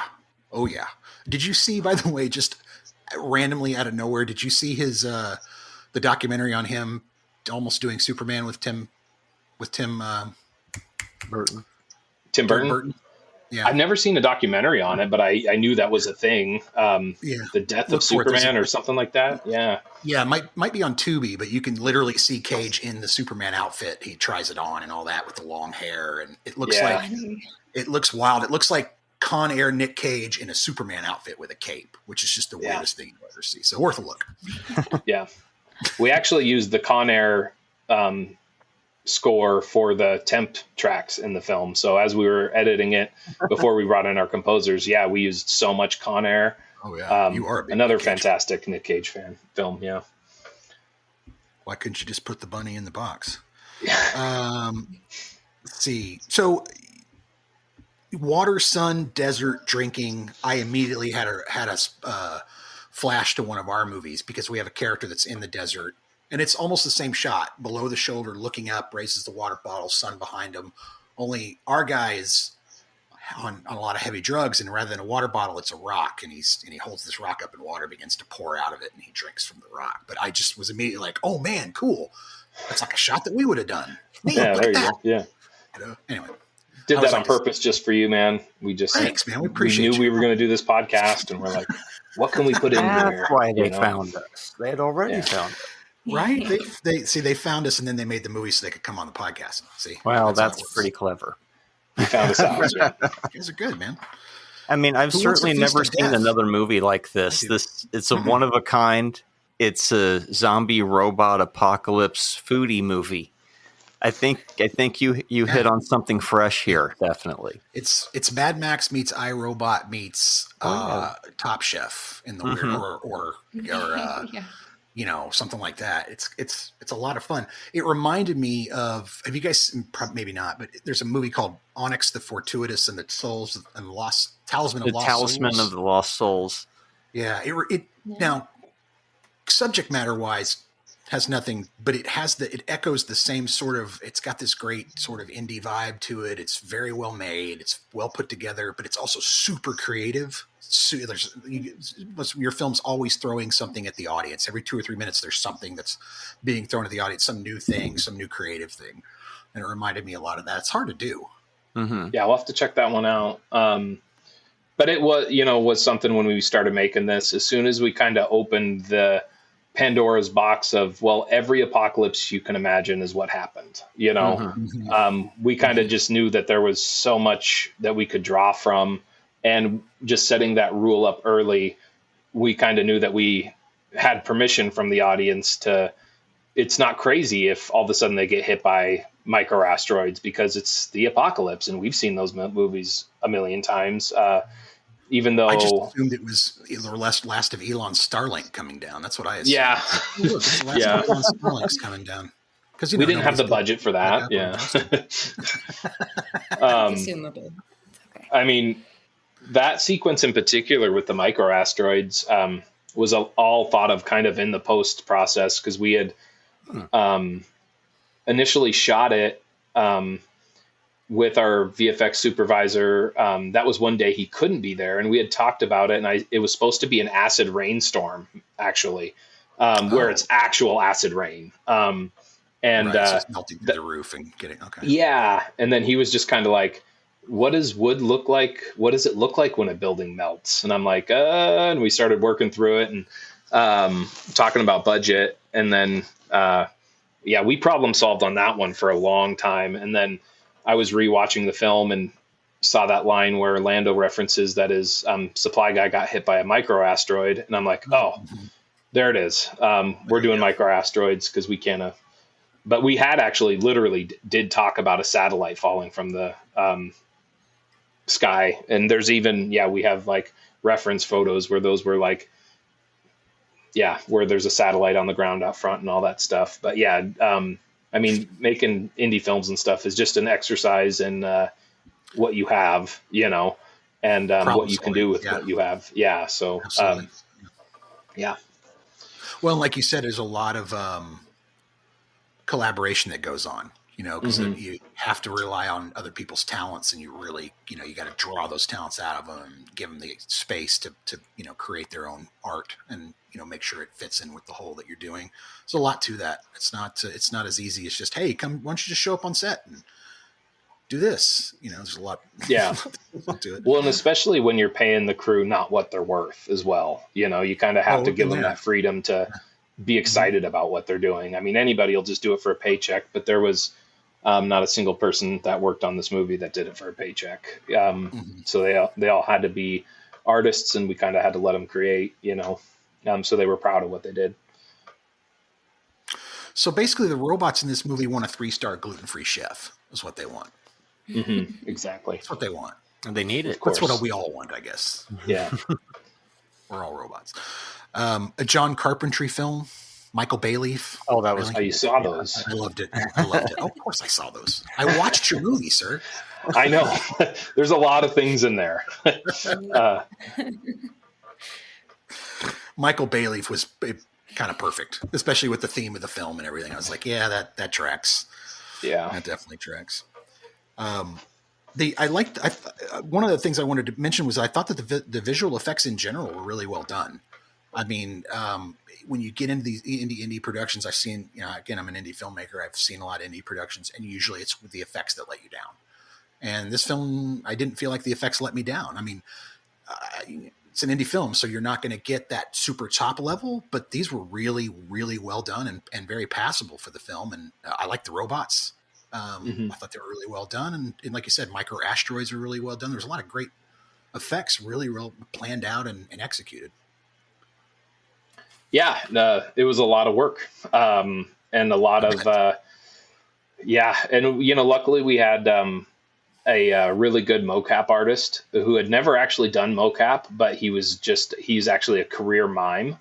And so I think a lot of that, having him on set to do these motions to capture him, but then also giving the cast something to react to, because there's so many things that go into selling VFX, and a lot of it is how the cast reacts to them. Do they feel separate from what's actually in the scene? But having somebody there to play off of was a big aspect of it. And then obviously the bringing in the VFX guys that are like, what do you want us to do here? And being willing to work with them on what was achievable with what we had. And then also, what makes sense and using the things that they'd had done before as well. I imagine that was a decent amount of your budget. It was. Yeah. It was, yeah. And there's a lot of like hidden effects too that kind of ate into it as well, like set extensions and, when they're doing the dinner scene and Sweet Melissa's like looking out the window. Right. We shot that all in a studio, and the window exists, but it goes to other parts of the studio. And we knew we had to have her looking out this window. And so like, I think that was one of our most expensive sequences, was that scene where, we're trying to hide the fact that it's visual effects. There's no robots or anything like that. It's just, screen replacement in a very dark, dimly lit room. It's the silly things. Did you guys do stand-ins for your robots, or was it all just are they acting against tennis ball type of thing, or how did you? It was a mix. So like there's the scene where Kevin Sorbo is just kicking ass against all these robots, and right. There's the zombies that are getting beat up in the background. That was one of the scariest things I've ever had to do, was like explain to Kevin Sorbo, I just want you to kick a bunch of invisible robots' asses. Are you good with that? Because I was questioning myself. I'm like, is this a stupid ask? But he was like, okay, yeah, no, I can do that. I can handle that. He's fine. Yeah. He's like, I've done this before. And so those were just like, we took the best take on, we did like 3 or 4 takes, and we're like, okay, I feel like this one is going to be the best one to insert robots in. And then we just led it up to our animator and to animate these robots doing, what they do best. And he played with it. Like he ended up, again, giving him freedom. He was like, dude, I added this in. What do you think? And he had like one of the zombies throw a chair and it hit to take one of the robots out. And I was like, yes. Dude, I love that. That's really, we kind of had a rule on this movie. If it's the dumbest thing we've ever seen, then we got it. And we were just like, oh dude, that's so dumb. Love it. Like, it goes in, but then at one point one of them's carrying like a trash can lid as a shield and a stick, and he's just running the robot in the background. I was like, hey, look at that. He's picked up weapons. Yeah. For him. Really, really silly. But then we did have, we had our mocap artist that they played off of a lot. And then we just got plates, so we were able to cut him out. And I think the biggest hurdle was once Melissa, the robot, transforms into this taller, bigger thing, we had to kind of put a, in hindsight, it wasn't the best solution, but we had like a flag going up about, I think we decided it was 8 feet.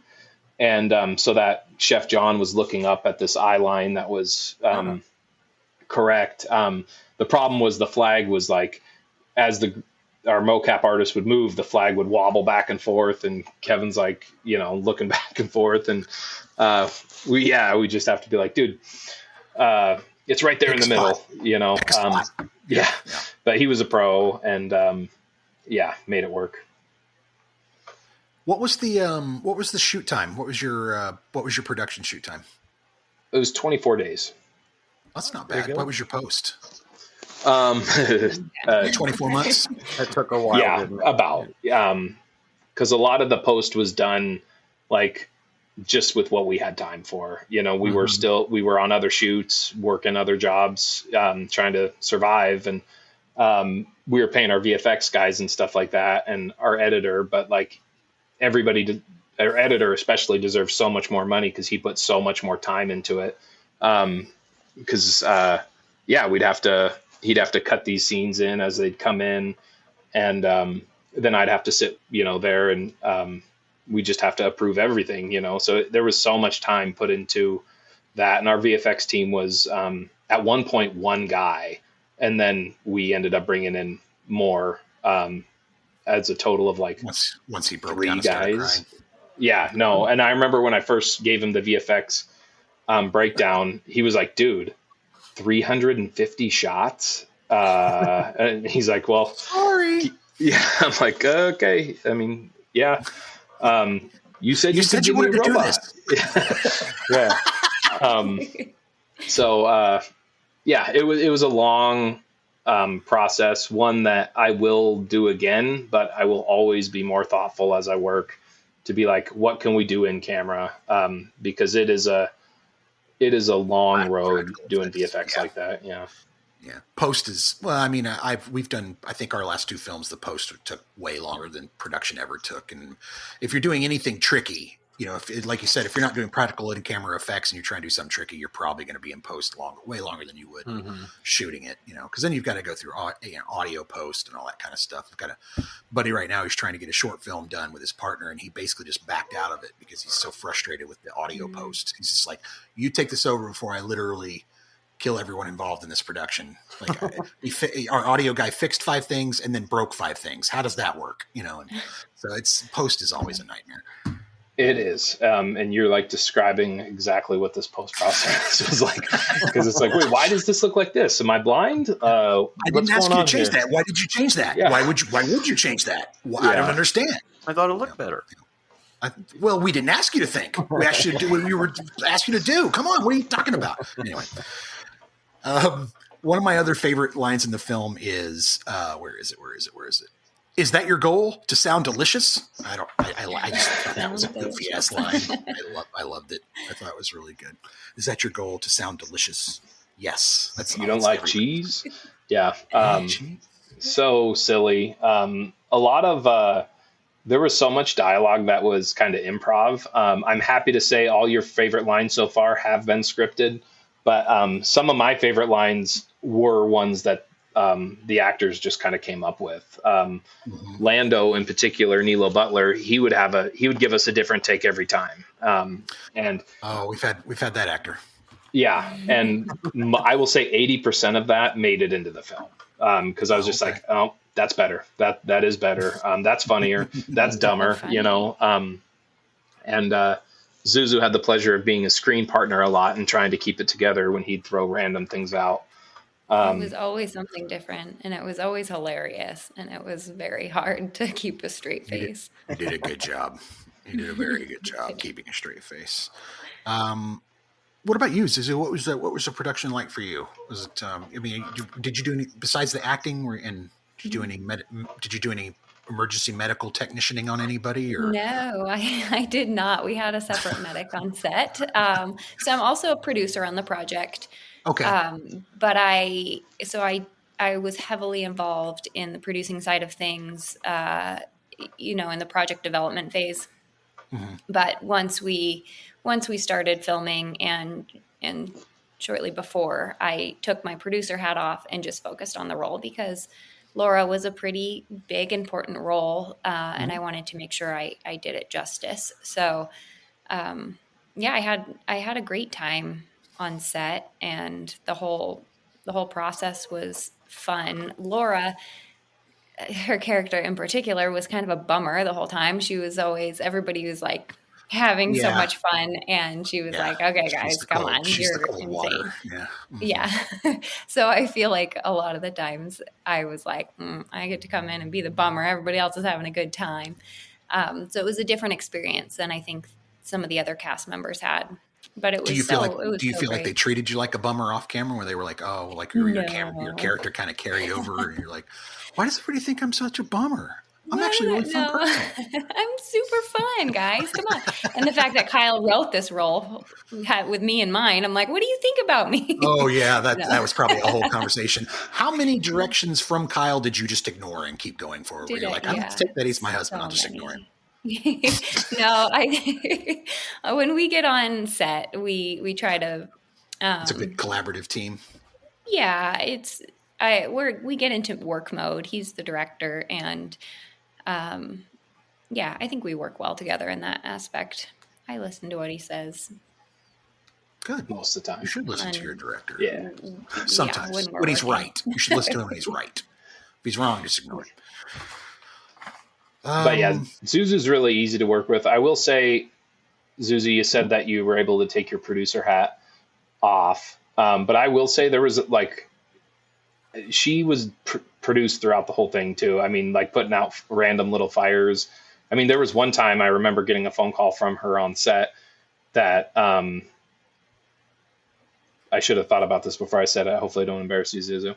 No. But you're like, hey, I just got word we're out of toilet paper. What do we do? And I'm just like, and I'm like sitting there with, dealing with zombies and stuff. And I'm like, and then we had to like figure out how to get toilet paper into the studio. You didn't say use the leaves in the forest, did you? Because that's no good. In hindsight, that's what we should have done. It wasn't exactly it. There was like a specific type of toilet paper that we were supposed to use for the studio, and Kyle knew the kind. That's why I was Charmin. It wasn't. They were certain size. It was a whole thing. That's hilarious. But like me and Zuzu were the only ones that could put that fire out, and we're like, okay, trying to direct an act here. Find that toilet paper. It's important. We figured it out. That's funny. We're big. Again, shot a lot of like you guys. We don't pay the going rate. We can't pay the going rate, so we end up trying to compensate in other ways. Hey, at least you get a good, decent meal. At least you're having a lot of fun. You get to collaborate, put your own input into the project. Marty and I are not tyrants. We don't believe in that type of stuff. So our sets are usually a lot of fun to be on. We usually get a lot of actors who have rapped that are like, "Can I hang out?" And we're like, "Yeah, go ahead, whatever." But it's one of those things where it's like when you run out of things, you run out of things. And one of the things I think that even Marty's made fun of is ice. Like I need ice. We got to have cold drinks, right? So I always tell Marty, I'm like, what do I say, Marty?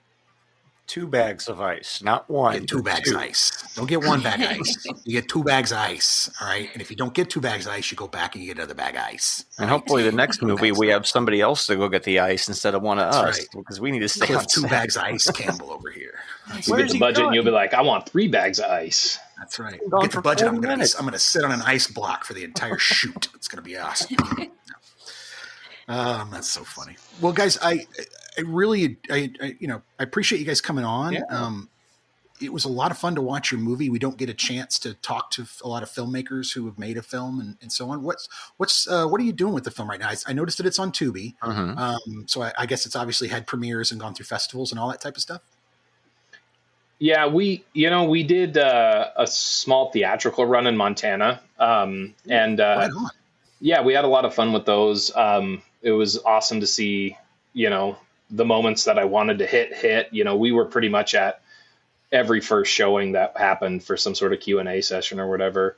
But yeah, now it's on streaming so people can watch it. And we're just, with a film like this, it is kind of its own thing.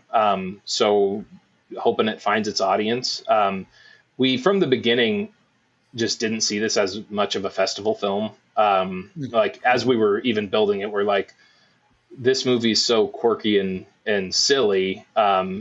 Even though I do truly feel it has like a really important message to say, it just didn't seem like some sort of, Sundance film, because it's not, it's kind of a children's film in a lot of ways, so we didn't really explore the festival route that much. There was one local Montana festival that asked us to submit, because they wanted to screen it. And so we were like, yeah, sure. And lo and behold, we made it into that festival, but we kind of expected that. But yeah, we're just really searching for our audience, and just like Chef John, and hoping that it develops a following. We really want to take this into kind of a show layout, and you have just like a serious Bible for it and all, or anything, or you got an idea where you're going with a lot of just talk so far. We haven't really put it all together. We're really just not to contradict myself, but trying to take it one step at a time. Like we have a lot of things that we've talked about,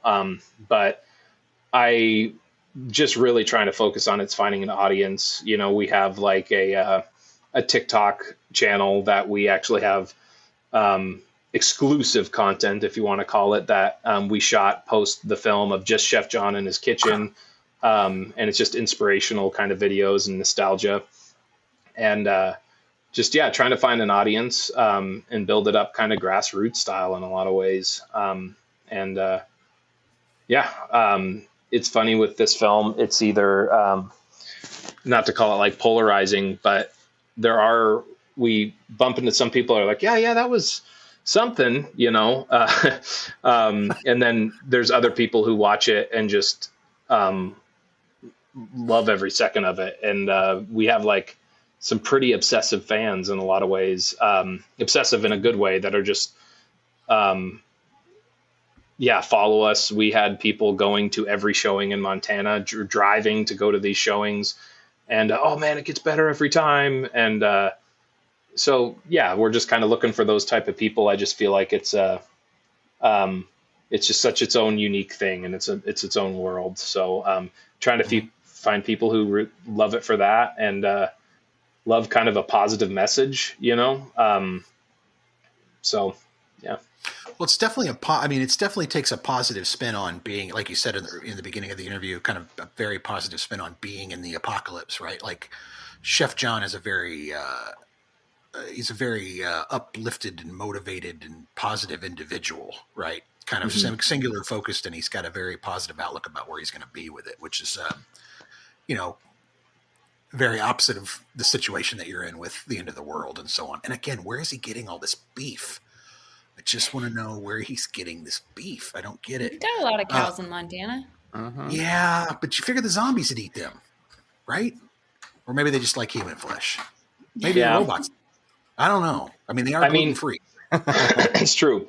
So I did think about that stuff, by the way. We throughout the film, if you listen to the recipes, everywhere he goes, the recipes are based of that region.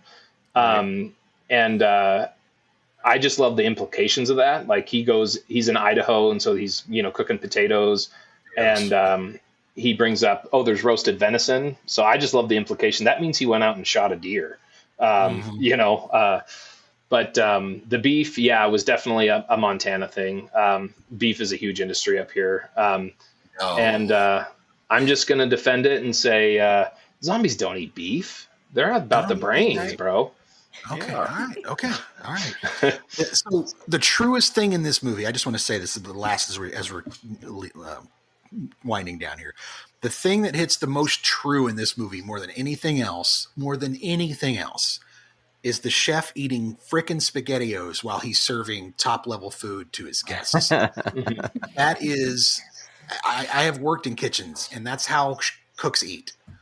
They'll literally, here's filet, mashed potatoes, all this stuff, boom, send it out, and then turn around and eat chicken fingers. Like, I've seen it more times than I can count, right? And not that they have bad palates, it's just that, a lot of them don't want to cook for themselves, and a lot of them don't have the time, so they end up eating canned SpaghettiOs while their guests are eating Chateaubriand and broccoli rabe and all that type of stuff. Yeah. Yeah. So I was just like, oh, I feel that in my bones. Like, Yeah. I just totally feel that. You nailed that. Yeah, for sure. Definitely had seen that too many times in the kitchens to be like, yeah, this guy, everybody else is eating, and he's kind of in the background, hiding behind the counter, eating the scraps or whatever the heck it is, The only way it could have been better is if it was in one of those, like, I don't even know what they call them, but the things people drink out of in kitchens that aren't cups, the deli cups. Yeah, exactly. Yeah. That's the only thing you were missing was a pint deli cup full of ice water and him just holding the lip of it and drinking while he's working. Exactly. That's a good call, Kyle. Yeah.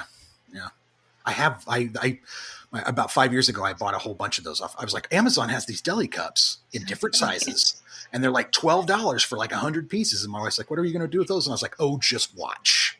And now everything in my freezer and my fridge is labeled and dated and rotated. It's like my kitchen. It's like commercial kitchen all over again. It makes me very happy. And it's fine because I do all the cooking anyways. So it's good. As you do. Yeah. Guys, again, thanks for coming on. Thanks for letting us watch the picture. Thanks for having the interview with us. It's been fun. Zuzu, I feel like we kind of rolled right over you. Do you have anything that you wanted to talk about or contribute, or did we miss anything from you? No, I don't think so. I enjoyed listening to everything. And I said some stuff too. So you just want to make sure you got your chance, Yeah, no, thank you guys for watching the film and taking the time to do this with us. Appreciate it. Yeah, absolutely. Maybe we'll have you back on the podcast if you've got time. The format of our podcast is that we give you a movie to watch, you give us a movie to watch, and then you come on and we talk about it. Mm-hmm. Oh, nice. So we give you three different choices. You pick one, and then you send us 3 different choices. We pick one, and then you come on and we just talk about what was good about them, what was bad about them, and then we rate them, 1 to 5. So if you'd like to come on as a guest, we'd love to have you. Yeah. Yeah. Totally. All right. Cool. Kyle and Zuzu. Now we have to figure out what they're going to watch.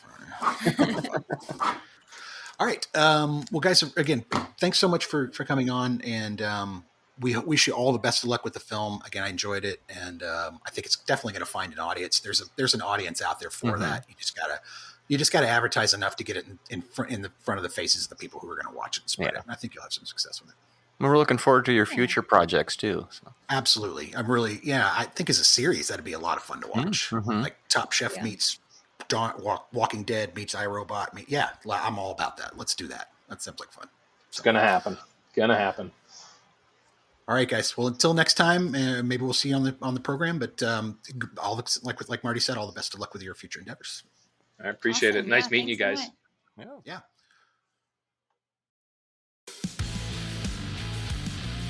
Don't miss an episode.